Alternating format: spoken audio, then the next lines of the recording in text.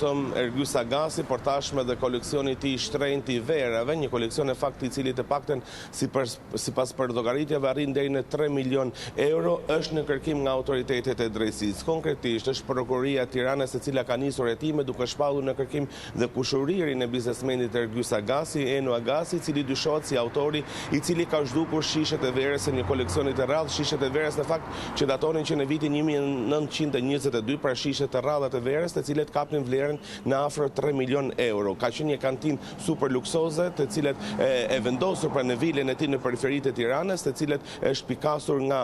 agentët e Byros Kombëtare të Hetimit në momentin që këta të fundit kanë zbarkuar në këtë vilë për të bërë kontrolle në kuadër të dosjes së SPAK në lidhje me tendra të dyshuara korruptive të Akshit, ku u shpallë dhe vetë në kërkim Ergysa Gasi. Në momentin që autoritetet e Byros Kombëtare të Hetimit pra kanë pikasur kantinën e shtrenjtë të verës, kanë lajmëruar më njëherë autoritetet doganore, të cilet kanë bërë një përllogaritje pra të sasisë së verës dhe të shisheve të rralla të gjendura në këtë kantinë, por për shkak të orëve të vona të natës nuk është bërë i mundur transportimi i tyre, pasi është vërentur të cilet kanë qenë për të futura kontraband në vendin tonë pra pa paguar aksizën dhe kanë lënë për një moment të dytë pra për ditën e nesërme për të